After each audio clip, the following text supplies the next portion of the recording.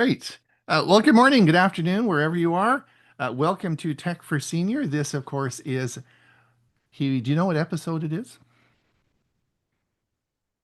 I Do you don't. know? 268, season 6, 6 years we've been doing this. It is May the 26th, and welcome to Tech for Senior. And I hope everyone is having in the United States a great Memorial Day. It's a holiday there, and of course, if you're retired, every day is a holiday, right, Huey? Yep. You know, Except the bank and post offices are closed. That's right. You know, I was sitting here this morning thinking, what day is it today? It's got to be Monday. And I thought, this is a good tip for you. Here's a tip. When you go to the doctor and you have to do that Alzheimer's test, and he always says, what day is it? And you could think, well, today I saw Tech for Senior. It's the Monday show, right? Or I saw the Thursday show. So you'll know. So there you go. If you watch the two shows a week, you'll be able to say it's 2 days after the Monday show or one day before the Thursday show. And I thought it's a tip. So if you watch both shows, you shouldn't have a problem when you go to the doctor doing the Alzheimer test. There you go. I might even make a video about that. There you go. There's a tip for you. Anyway, welcome everyone. We do appreciate you being here. It's going to be a fun show. We have lots of exciting things, some good videos for you today. And for our premiere version, that occurs at half past the hour, we have three selections for you today. One of which I'm going to play today. The first one is, of course, my daughter Jennifer talked about purchasing a smartwatch for your grandchild. Bill's going to talk about download folders in all devices. Bill, you're so smart. You did it in Mac, Windows, Linux. You talked about all of them. So you know all the different services, which is great. And I'm going to talk about a smarter way to use your debit card. So those are the three selections, but we'll be starting with the debit card one soon. I want to thank everybody for watching our newsletter. Of course, we had our newsletter last Saturday, and if you had problems the prior Tuesday, MailChimp was having some problems with their service, so it may have gone to your junk mail. So if you did miss it and you're wondering what happened, check your junk mail. But I think the problem now is fixed. But if you do have problems, please let me know because I don't always know and can't pick it up. So if you do find that you're not getting them or they're going to the wrong directory, please let me know and we'll see what we can do about it. Yeah, and I think let me introduce everybody today, starting with, let me take my spotlight off. Hewie Poplock had a great show on Friday. You did your WinSig, right? Or not WinSig, you did your AI, Let's talk AI. Yeah, let's talk AI, and it's already posted. and It's that worked out post. well. Yeah, it's posted on the Sarasota Technology User Group YouTube channel. Hmm. Excellent. And if people want to participate in that, how might they do that? Contact me, and then Hmm. I'll add you to the uh, MailChimp, and you'll get a newsletter with information on how to get on the meeting, but also some other things that I've put together about AI. And Huey and I are working on a section for the one of the Tuesday or Saturday newsletter about that. So you'll probably, I think we'll set it up. Maybe just click a link in the newsletter and it'll get you the information that you need. Yeah. I think we'll set something up like that, so that should be easier for you to find. And then of course we have Bill James. He's dressed perfect today. He's got his Mac computer on today. I love that Mac. He's got his fiber on and his smashing yellow blue shirt to match his blue background. You're looking pretty dapper there, Bill. Thank you, and I feel a lot better. Yes, you did. You had a bit of you were under the weather a bit there for a while. Yes. So, And, I and of was course, that's good. And Mike Leaman, you boy, you really you hit. I'm not going to say a word about your outro today, but that was a good one. I like the one you chose today. It's one of my favorites, but we're not. My lips are sealed. I'm not going to say a word, right?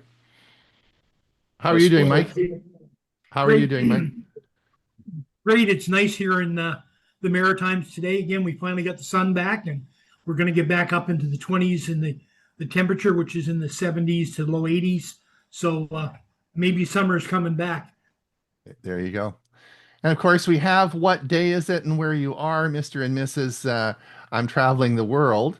So they are somewhere in water with Yeah, we're on the sun. water. We're on the top of it, though. You're on the top of the water. That's good. That's really good. So are you halfway across to Hawaii now or what? Not quite. No. No, we're Not all quite. getting. I think we'll pass halfway tomorrow. It's Now- an 8-day crossing. Yeah, it's Right. Now you're above the equator. You don't cross the equator, do you? not on this trip, not on this piece. Not until because next you're year. Yeah, next okay. year. Next year. Okay. Very good. Well, that's good. That'll be exciting. And Honolulu is always a great city to be in. Cool. All Good to right. be. Yeah, it should be lots of fun. All right. Let's get on with the show. I'm going to start. The first one we're going to start with today is a safer way to use your debit card. All right. Let's see what we have to say about that. I was standing in line at the dollar store this week, and a man in a business suit was in front of me. He stepped up to the counter. The cashier asked how he would like to pay. His product was $3.75. He put his debit card into the machine, used his PIN number, and bought this inexpensive item with his debit card. I'm Ron Brown with Tech for Senior, where we teach seniors about technology and help them stay safe when purchasing online products, particularly in upcoming Prime Days. And we want to talk about debit cards and how you need to keep this secure and safe, maybe not use them as much, or let me think about that. Let's see what I have to say. It might surprise you. So let me tell you the difference between a debit card and a credit card. Let's say you had $200 and you wanted to put it in the bank. You would then go to a bank, see the bank manager. The bank manager would take your $200, open an account for you, and deposit your money. But how do you get your money out of the bank? The bank manager would then give you a debit card, and you would then be able to electronically get the money out of your bank. That $200 that you have, you could use to pay for groceries or whatever. But the important thing that you understand is it doesn't require a credit check. There are no contractual obligations. And most important, it's not a credit card. It's easy to get, even if you've had very poor credit ratings. All right, let's talk about a credit card. Credit card is a different situation. If you want a credit card, then you have to sign a contractual obligation with a credit card company. Now, most of you would probably do that with MasterCard, Visa, or American Express. So this involves a lengthy credit card application in which there is a credit check. Not everybody can get a credit card. You have to have a good credit rating. You then have to read a very lengthy contract, and if you read all the paragraphs in that contract, they are all in the favor of the credit card company, except for one paragraph, and that is fraud protection. And that is one of the big advantages of a credit card is fraud protection. You now have your credit card and can use it. So we have debit cards and credit cards. And I do appreciate the choice that you have, and that people do not want to have credit cards and they want to live debt free. So they use debit cards. I appreciate that as well.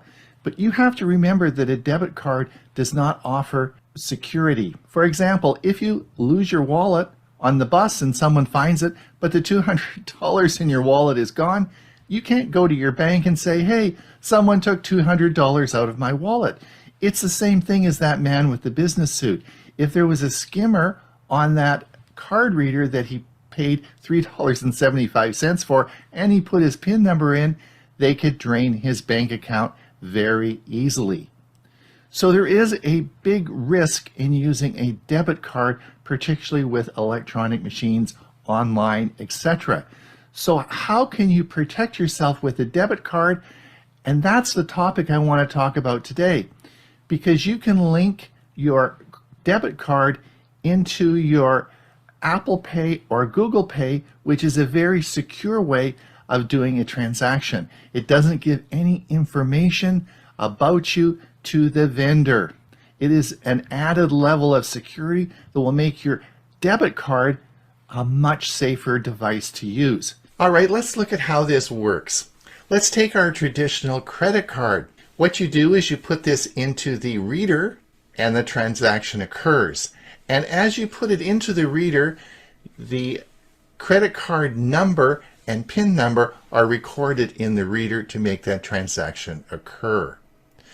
The problem with this is if there's a skimmer, the bad guys have come and actually made a physical altercation to the reader, this can compromise your card and of course provide the bad guys with some very important information. Now this doesn't occur often, but is a potential risk, particularly with readers in restaurants that are often left unattended. So there are some problems with this. So then we have a situation where it has tap and pay, where you can actually take your credit card if it has that little tap and pay signal on there, and you actually can tap the card. Well, how does that work? That uses an older technology called EMV. So your credit card number and your PIN number are not actually transferred. So it is a secure transaction that occurs between them. This is more secure than inserting it in a reader. But of course, in my case, it never works, or it only works some of the time, because I have my credit card in my back pocket. Sometimes the tap works, sometimes the tap doesn't work. I have to often request a new card from my credit card company because it always works better when I get a new card. So there are a lot of complications with this. Sometimes it works, sometimes it doesn't. So what we're going to talk about today is Google Pay, Samsung Pay, and Apple Pay. And that's where your phone now becomes your credit card. There's a link between your phone and your credit card company. This becomes your credit card. I'm going to show you how to set that up in a minute, but there are a lot of advantages because, of course, we use a different technology than the old EMV that didn't work that well. We use it's called NFC, or near field communication. In other words, there's a radio chip in this phone that actually sends a broadcast to the reader. Now you probably understand Wi-Fi, you understand Bluetooth. Well, NFC is yet another form of broadcasting that is available on most cell phones. Now the advantage of NFC is that it only broadcasts 1 or 2 centimeters. You have to be very close for the receiver to pick up the signal. The other thing that happens is when NFC broadcasts from your phone to the reader, it only sends a transaction number. There's no identifier or no information that is kept, or there's no information that's transmitted to the reader other than a very long, complicated number. So that makes this very secure, and also it works, at least I've been using mine for a week now. It works all the time. It's not like that stupid credit card where you tap and pay and it doesn't work. Take 3. Okay, I'm here today and I'm going to be using my Google Pay on my phone. And I've got Andrea here with me because she is a wonderful person and a friend of mine for a long, long time. We used to be in Rotary together, and she's a kind-hearted soul that's going to help me if I have trouble with this. Oh my gosh. So now I'm here On the Fly. If you stop by at Comox Airport, be sure and come On the Fly and buy something, okay? All right, so here we go. And we are going to we're going to charge this. We're going to confirm pay. And I'm not going to leave her a tip, darn it anyway. And I'm going to take my phone now, as you can see my phone here, and I'm going to put it over top. And you'll hear it click, and it is now approved, and we're now going to print. And here comes my receipt, and that is how you use Google Pay on your phone. It's so easy, you've got to try it, all right? Okay, we'll maybe some questions about that in our Q&A. Let's move on. Hewie, understanding ChatGPT. Yeah, there are just so many versions. Which one do I use? Well, let's take a look. Video file. And it didn't remember what I wanted. There it is. Understanding ChatGPT, Models and Uses. A friendly guide for seniors. I'm Hewie Poplock. Today we're going to learn about ChatGPT, what it is, how it works, and how it can be useful in your everyday life. So what is ChatGPT? ChatGPT is like a helpful friend you can chat with online. It can write emails, help with questions, or just chat. It's an AI chatbot developed by OpenAI. It can help you with writing, questions, ideas, and tasks, just like a smart assistant that talks in plain English. You can ask ChatGPT to help with things like writing a letter, explaining something confusing, or planning a trip. You can write emails or letters, summarize articles, answer questions, recipes, tech support, planning, storytelling, and chatting, among many others. How does ChatGPT work?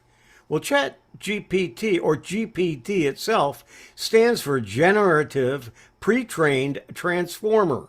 It's a fancy term for software trained to understand and generate human language. It's based on a technology called GPT. It learns patterns in language. It's trained on vast amounts of information, but it doesn't think like a human. The overview of ChatGPT models. There are different versions of ChatGPT. The newer ones are smaller and faster. GPT-4o for Omni is the most advanced for most users. But there's also several others that are listed here, and some that aren't. There are some 4.1 models for developers. It's not ChatGPT web users.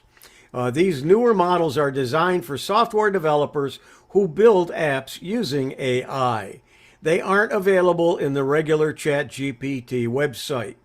If you're using ChatGPT through your browser, that's chat.openai.com, you'll be using ChatGPT-4o if you have a pro subscription. You can disregard this slide unless you're curious about what's powering future tools and apps built on ChatGPT. The 4.1 was announced in the last couple of weeks, but it doesn't affect you at all. I wouldn't pay any attention to it. So, what version do I use? So, here's what your screen looks like, and it's difficult to figure out what you're going to use and why. So what model should you use?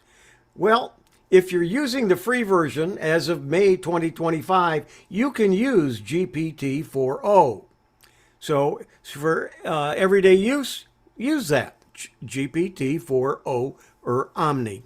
It's the fastest O4-mini or O4 mini high is faster, but free users can now use ChatGPT-4o, and that's what you probably should be using.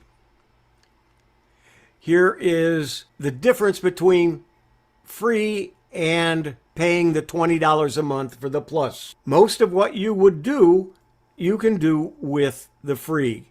However, there are some advantages to having the plus. If you need those, then it's worth the $20. There are some limitations if you use the free model.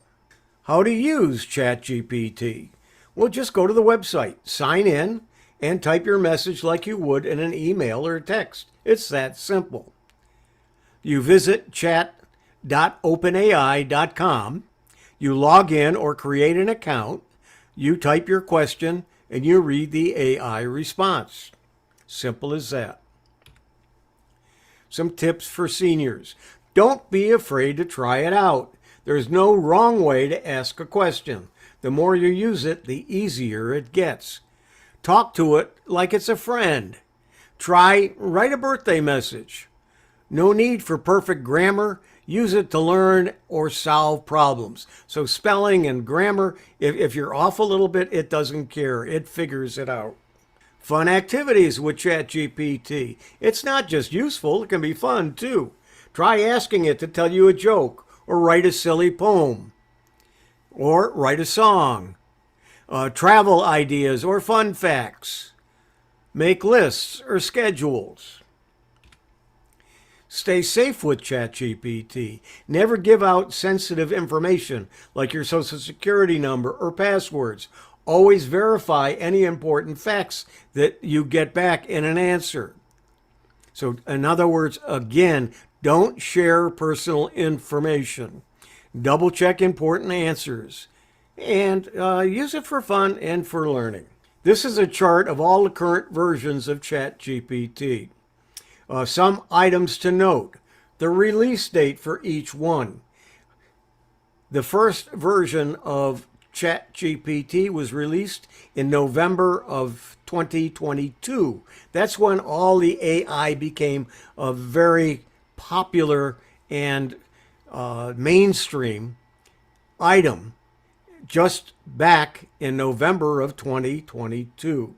You'll notice on here too the image generation. Not all models of ChatGPT have image generation, and some aren't available for web browsing. You have to have the software installed on your computer and run it from your computer. And look to see what it's best for, the different versions. And then the availability. Is it free and plus, or is it API only? API only means that you're going to be paying for the amount of usage, and you've got to set up an API number and more things that you want to get involved in. Feel free to reach out if you want to help using ChatGPT. Don't forget, Let's Talk AI that I moderate for STUG, the Sarasota Technology User Group. We meet on Zoom on the fourth Friday of the month. You can contact me at Hewie@Hewie.net. Have fun exploring. There you go. Excellent. Excellent, Hewie. Well presented and I think very helpful. There's still a lot of people that are just learning about ChatGPT, right? Like new people starting out. Or are afraid of it and won't touch it. Yeah, yeah. I use it all day long. Like it's like my right-hand man now. It's really pretty crazy. I'm sure you do as well. It's pretty impressive once you get using it a lot. All right. We're all interested in our health. I'm going to talk about how your smartphone can make you healthier. So let's have a look and see how what I have for you here. Did you know your Android phone can help you sleep better, walk more, and even alert you to heart issues? In this video, we'll explore key health settings built into Android that could boost your wellness and safety. I'm Ron Brown with Tech for Senior, where we help seniors understand health benefits they can get by using their mobile device. Today, we're going to look at mobile settings in your Android phone that will help you with your health. Now, this is the first of a series I'm making on using your mobile device for better health. And if you click that like and subscribe, you'll be sure not to miss any of the next 4 episodes I'm going to make. Now, in this video, we're going to look specifically at the Android health features that are baked into the Android version you have. But of course, there's a lot more to mobile devices than what is in the operating system. There are, of course, apps that you can have on your phone. You have your phone, and many companies make different apps that will help you with your health. In fact, I reviewed one this morning, and as a medical student, we were all taught about anemia. That's low blood. And one of the ways in which you look at patients and you try to figure out do they have anemia or low blood is you look at their their fingernails. If they look pale, you can be low on blood. So looking at people's fingernails, as long as they don't have red nail polish on, you can certainly tell if someone's blood is low. Now, of course, you can do a blood test to confirm that, but that's one of the clinical signs we were taught as medical students. Well, today, of course, they have an app on your phone. I was just reviewing that this morning. Take a picture of your nails, and it will tell you if you're anemic or not. Just one of many features that are available as an app on your phone. So the next video I'm going to make is going to be about other peripheral devices such as watches, rings, other monitoring devices that connect to your smartphone. So we now have a whole host of different devices that have different types of sensors in them. And these all are on your body some way, whether it's a ring or a watch, and they connect and send information back to your phone. In this diagram, you'll see the 9 sensors that are in a Pixel watch that monitor different bodily functions, from heart rate to an accelerometer to the gyroscope, altimeter, compass, GPS, ECG, skin temperature, and EDA for stress monitoring, all providing analysis of your health and feeding that information back to the health app on your phone. Now, while smartwatches don't measure blood sugar, we actually have other devices made by companies to accurately measure your blood sugar. One of these devices has a small needle that fits under the skin and provides constant blood sugar monitoring, but it feeds that back because it's now connected to the app on your phone and feeds it back to your phone as sort of an information gathering place where it can analyze it, graph it, notify you, and so on and so forth. We also have companies that make blood pressure machines. So you put the blood pressure machine on your arm, it takes the blood pressure, and it electronically sends that data back to your phone. So your phone is sort of a gathering place for information. This video, I want to look at the digital well-being and parental controls, the safety and emergency feature, and also something you probably don't know a lot about, but it's going to be extremely important as we move on in Android 14 and higher, is of course Google's Health Connect. So we're going to talk about those 3 things now. Just to refresh everyone's memory, this is all going to be a little bit different depending on which phone you have. Obviously, I'm going to be demonstrating this on my Pixel 8 Pro, but it might be a bit different if you're on a Samsung or a Motorola phone. But it's the principle that's important.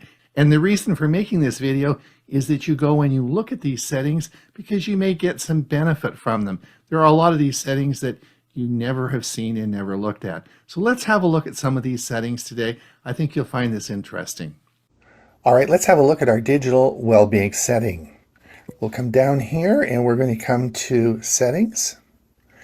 And then we're going to come up until we see digital well-being parental controls right here. So let's click this. And you'll see, of course, this is my digital well-being parental control on my Pixel 8 phone. So the first thing that you can see today, I've been on my phone for 25 minutes. And what have I been doing? Well, of course, I've been looking at the settings section because that's the video I'm doing today. And I've been in Google Photos as I've been uploading the images to Google Photos. But let's look at the blue section. This is, of course, Pocket Casts. As I was having a shower this morning, every morning I listen to a podcast as I'm in the bathroom. So you'll see this every morning. This is sort of my daily routine. Now, if you have if you have trouble managing your time because you're listening to too much Facebook or watching too much Facebook, then you can set app limits. As you'll see here, if we click this, all the apps on my phone, we can actually set app limits to limit your time on certain apps that may be sort of time wasters. I'll leave that up to you to work, but you get the idea, and you can certainly do that. As we come down, you'll see, of course, we have bedtime mode. If we click on bedtime mode, this, of course, sets your phone up for bedtime. So if we turn this on now, and you can set this as an automated feature that it'll come on every day, we can certainly, it will not only set your phone up for bedtime, but you can certainly set certain automated processes at this time that you might want to run. So different things that you can do, bedtime routine, we can certainly look at that.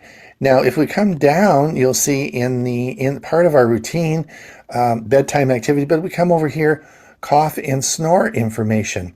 Allow access to this device's microphone so you can track how much you cough or snore during your scheduled bedtime. Allow access, and you can certainly do that. So there's a lot of things you can do in this bedtime mode. As we come down here, set up screen time reminders, but we can also, the flip to shush, if you take your phone and turn it with the face down, this will silence your phone while it's down. It'll be in the off position. Now the heads up mode, this is interesting. I'm sure this has saved a lot of people from death. If you click on this, get reminders to stop using your device while you're walking. Use with caution. Heads up doesn't replace paying attention, but you'll get notified if you're using your phone and you're walking. So I'm sure this has saved a lot of people from walking into busy traffic. And of course, as we come down now into parental controls, I'm not going to go into that, but if your phone is being used by a child, you can certainly set up parental controls. This is where you'll find it. So I thought it would be interesting to go through this. There's a lot of information in here, and if you haven't explored the digital and well-being parental controls in your phone, have a look at it. It's you might find some interesting things to do. All right, let's have a look at the emergency alerts on your Android phone. So we're going to come down and let's go to settings. And we'll come down here, way down to safety and emergency settings. Let's click this and let's come up to the top one, medical information. We'll click this, and again, you can add your date of birth, blood type, height, weight, and more information. And the important thing about this is, first of all, is let's change the settings here. You can either have it show when your phone is locked, or you can set it for more private settings. In the emergency access information, you can have your medical information available to first responders even though your phone is locked. And this is the setting that you would toggle at. So we can turn this on, show when it's locked. The other thing is shared during an emergency. Now you have to set this up in the area that you're in. This information, if emergency location service is supported in your region, when you call or text an emergency number, your device will automatically send your emergency information to emergency responders. So in that situation, it's going to send, again, all that information that you've put in. If you come back here, all the information, including in the more section, you can put allergies, pregnancy status, medication, list all your medication, medical notes, whether you're an organ donor or not. You can put all that information, and that information is all going to be sent if you dial a 911 call and need an emergency, and they come and your phone is even if it's locked, it'll be on the screen, but they'll have that information before they arrive. All right, emergency contacts.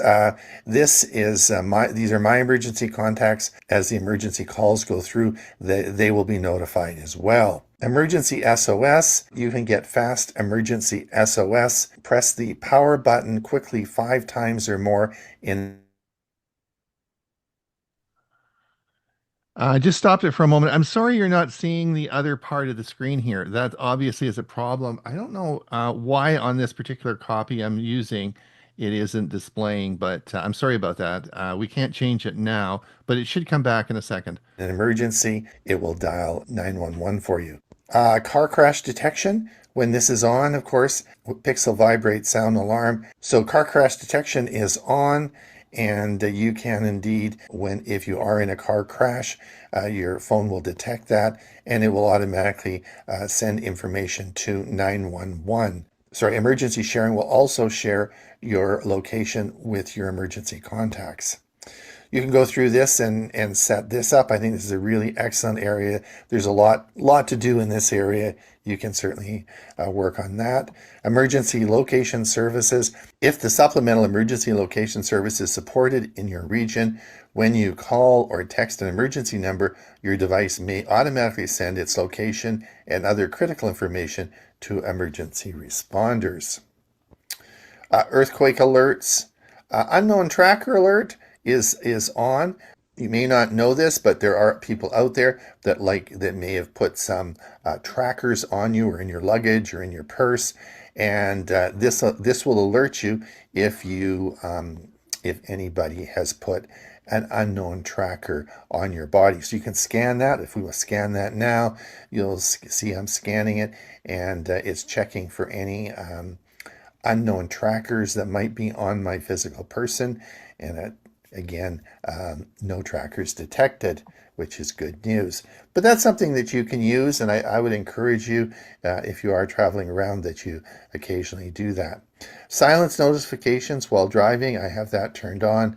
Emergency wireless notifications, I have mine set for child abduction emergency bulletins, so I get the Amber Alerts. So those are your safety and emergency notifications that you should be familiar with. Have a look at this area of your phone. I think this is a real important thing to set up, particularly if you're doing traveling in your automobile, and also for people who have health problems and are on medication and certainly need their information sent to emergency services. So this is a great area you need to concentrate on and make sure it's completed. So the last thing I want to talk today about is the Google Health Connect. You've probably never heard of this, and in fact, it should be in the Android operating system now. But of course, we are in Android 15, and I checked on my Pixel 8 Pro and my 9A, and it's still not there. So you will have to download the Health Connect app from the Play Store. Now, when you go to do this, you'll see that there's 500 million people that have downloaded this app. So it is a popular app, but the app actually doesn't do anything. So it's a conduit that links other healthcare apps together. It takes the data that is being collected in one big, let's say, bucket, and allows that bucket to be shared. And I'll give you an example of this in a minute. The most common one that you probably would have is the Fitbit app on your phone. So Fitbit, of course, measures steps, right? So you want to know how much as you're walking along, how many steps you've done today. But suppose you're walking on a treadmill, and the treadmill, of course, is counting steps as well. As you're going along, it's recording what you're doing. Well, Health Connect would link those two apps with your treadmill app and your Fitbit app and merge the data. So your Fitbit app might have the accumulated steps of your walking and your treadmill for that day. And this can extrapolate out into many different areas. And I'm going to go over some of these now with you. So there are a lot of other devices collecting medical data that store it on your phone. So Health Connect allows the developers of these apps to connect all of the information into one location. So when you go here and you see the app, you just simply download it and install it on your phone. It will find the other apps that would connect with it and share the information. And that is dependent on how the developers wrote the other healthcare apps. And we'll go over now all the apps that will connect together through the Google Health Connect. Now, this data is only stored on your phone, so you don't have to be worried about it being sent somewhere or privacy issues. Let's have a look at all the apps that this connects with. So we have the fitness and workout apps, Samsung Health, MyFitnessPal, Strava, Peloton, JetFit, and Sweat. Nutrition apps, MyFitnessPal, LifeSum, and Chronometer.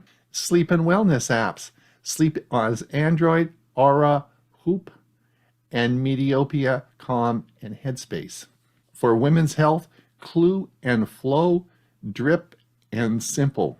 So there are over 50 different types of data that can be shared. And this is just a list of some of the data that can be shared between apps. So yes, Google Health Connect is important, and it is, as if you're using any of these apps, it will help share the data between them. Well, I'm Ron Brown with Tech for Senior, using your mobile device for better health, a 5-part series. You've just seen part 1. Now, if you do that, like and subscribe, I'll send you a personal notification when each of the next 4 videos come out. So until we see you again, have a great day. Bye now. Sorry about that. I've never had that problem before. I don't think there's anything wrong with the video, but you didn't see part of the screen. I think it looks like it's a Zoom problem, a Zoom broadcast problem.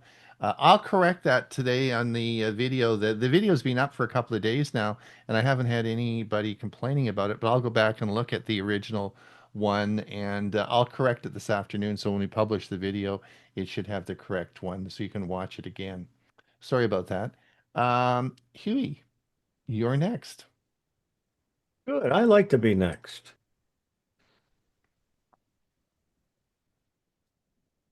To know for parents and grandparents. I'm Hewie Poplock, and I want to give a thanks to the Pasco County Sheriff's Office here in Florida. As technology becomes more ingrained in our children's daily lives and our grandchildren's, it's important for parents and grandparents to be aware of the platforms they use. Some apps pose serious risks due to anonymity, location sharing, or inappropriate content. This presentation summarizes key apps you should know about so you can help keep your family safe. Ask FM is a question and answer platform where users can ask each other anonymous questions, often used by teens for social interaction. It's known for cyberbullying. The app encourages users to allow anonymous people to ask them questions. ChatGPT, an AI-powered chatbot developed by OpenAI that can generate text responses, answer questions, and assist with creative or educational tasks. ChatGPT is an app where generated AI offers a multitude of answers with little to no boundaries. This allows for the possibility of malicious code generation. Bumble. It's a dating and social networking app where women make the first move. It also has modes for friendship and professional networking. Bumble is similar to Tinder. It requires women to make the first contact. Kids have used it to create fake accounts and falsify age. Calculator Pound, or hashtag, a vault app disguised as a calculator, used to hide photos, videos, and files, often raising parental concerns about hidden content. Calculator Hash is one of the many secretive apps that allows users to hide photos, videos, files, and browser history. Discord, a voice, video, and text chat platform popular among gamers and communities, where users can create or join servers based on shared interests. Discord allows users to talk to friends or strangers in real-time voice, text, or video chat. Reviewers say they have been confronted with racial slurs, explicit content, cyberbullying, and more. Grindr is a dating app aimed at gay, bi, trans, and so on. It's used mainly for meeting others in nearby areas. Grindr is a dating app geared towards the LGBTQ+ people. The app gives users options to chat, share photos, and meet up based on GPS locations. Chat Avenue, one of the oldest chat room websites where users can enter themed rooms and talk with strangers anonymously. Chat Avenue lets users anonymously create chat rooms with no phone numbers or emails. This public access causes concern for exploitation. Roblox is an online gaming platform where users can play and create games, popular among kids and teens with social features and in-game purchases. Roblox allows users to play games, create games, and chat online. Predators can exploit the platform to obtain personal information. Kik is a messaging app that allows users to chat anonymously using usernames instead of phone numbers, often criticized for lack of content moderation. Kik allows for anyone to contact and direct message your child or grandchild, bypassing text message features, unlimited access to anyone. ℙ𝕝𝕝 is a live streaming app where users can broadcast themselves, gain followers, and receive gifts, often involving real money transactions. ℙ𝕝𝕝 is a live streaming app that uses geolocation. Users can earn coins as a way to pay miners for photos. ℙ𝕝𝕝 is a social discovery and dating app where users can connect with strangers nearby through chat and live video features. ℙ𝕝𝕝 is a dating social app that connects users based on proximity. It encourages users to meet in person. ℎ𝕝𝕋, a random video chat app that connects users with strangers globally, often associated with adult content and safety concerns. ℎ𝕝𝕋 is a chat app that connects users with strangers. Criminals use it to exploit children, often recording and blackmailing them. Reddit is a massive online forum with communities or subreddits on nearly every topic where users share content and engage in discussions. Reddit allows users to post whatever they want with little or no verification. Reviewers report racial slurs, explicit content, and cyberbullying. BeReal is a photo sharing app that prompts users to take unfiltered photos at a random time each day, promoting authenticity over curation. BeReal is a popular app for taking and sharing front and back camera shots. Location is revealed in photos. Snapchat. Snapchat is a multimedia messaging app known for disappearing messages, photo filters, and stories popular among teens. Snapchat lets users send photos, videos that disappear. Stories allow content to be viewed for 24 hours and shares location.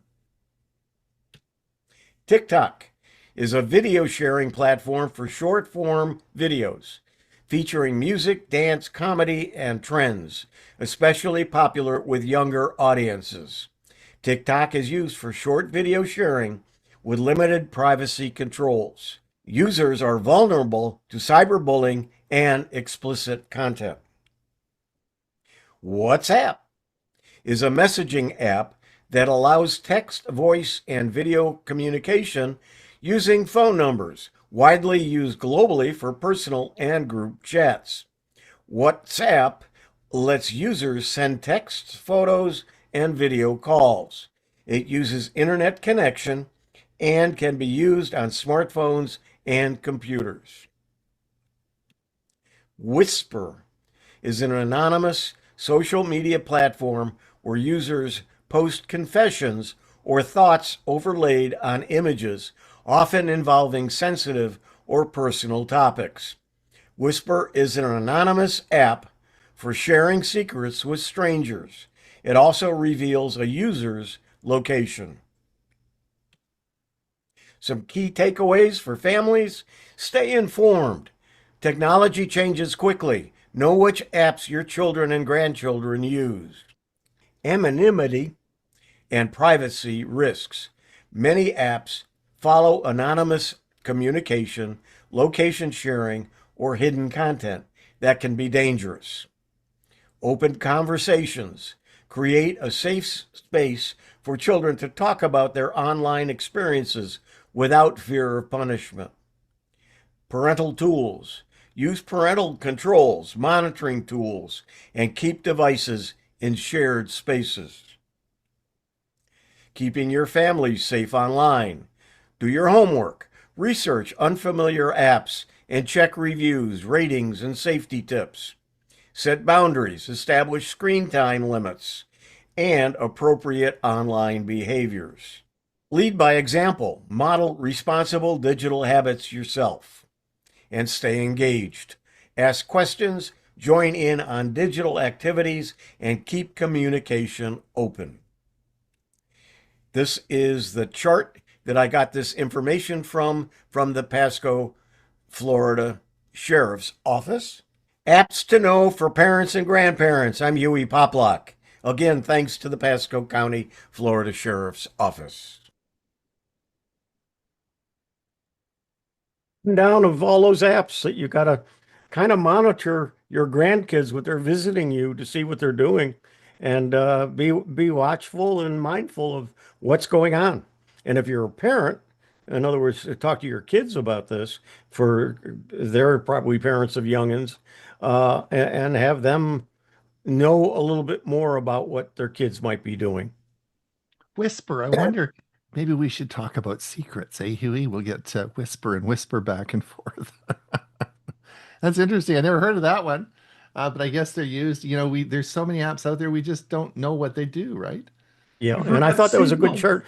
That was a good chart from the sheriff's department, and I wanted to use it, and I was trying to figure out ways to do it, and that's how I put this together. You forgot Signal, though, for sharing battle plans. Yeah. Oh, All right. Okay. Well, speaking of Mike Leaman, let me say goodbye to our friends over on YouTube. Thank you for coming. We'll be stopping the YouTube feed now. If you want to pop over and participate in the Q&A, we have room for you. Otherwise, don't just remember that we have our premiere version coming up at 1/2 past, and don't forget our Thursday show this week. All right, Mike, let me just stop the live stream here. There, we should be stopped, and take it away. Okay, thanks very much. Get my screen shared here. So today, notable events in music history that occurred on May 26th. Way back in 1926, the legendary jazz trumpeter, composer, and band leader Miles Davis was born in Alton, Illinois. In 1969, John Lennon and Yoko Ono began their second Bed-In for Peace at the Queen Elizabeth Hotel in Montreal, Canada. It was during this peaceful protest against the Vietnam War that they famously recorded Give Peace a Chance in their hotel room. 1970, one of my favorites, Ray Stevens' song, Everything is Beautiful, hit #1 on the US charts. 1971, Don McLean's iconic song, American Pie, was recorded. 1972, the Edgar Winters group Frankenstein went to #1 on the US singles charts, their only US #1 hit. This marked a significant moment for the synthesizer as the lead instrument, with Edgar Winter pioneering the practice of strapping a keyboard around his neck for live performances. In '73, the Beatles' compilation album, 1967 to 70, hit '1. In 1973, Deep Purple released their classic rock album, Smoke on the Water. 1975, Glenn Campbell released Rhinestone Cowboy, which became Billboard's Song of the Year, and it was one of his few hits that wasn't written by Jimmy Webb. 1979, Blondie's Sunday Girl became their second UK #1 hit, single taken from their hugely successful album Parallel Lines. 1984, Denise Williams' Let's Hear It for the Boy from the movie Footloose reached #1 on the US singles charts. 1994, Michael Jackson married Lisa Marie Presley, the daughter of Elvis Presley, and they divorced a year later in 1995. Here's kind of an interesting one. 2002, ABBA premiered ABBA Voyage, a virtual concert featuring digital avatars of the band along live musicians in London. And in 2008, Paul McCartney received an honorary Doctor of Music from Yale University. Now, out of all that, what I've selected for my musical selection this week is Glen Campbell's Rhinestone Cowboy.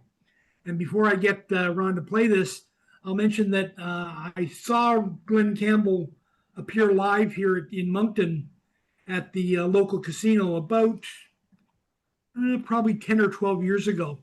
And at that time, he was suffering from dementia, and it was very obvious. I mean, he had 3 of his children in the band with him, and they at times had to give him some guidance, and he was using teleprompters, so on. But I got to tell you, when he picked up that guitar and started to play, there was no dementia. The muscle memory took over, and he could play.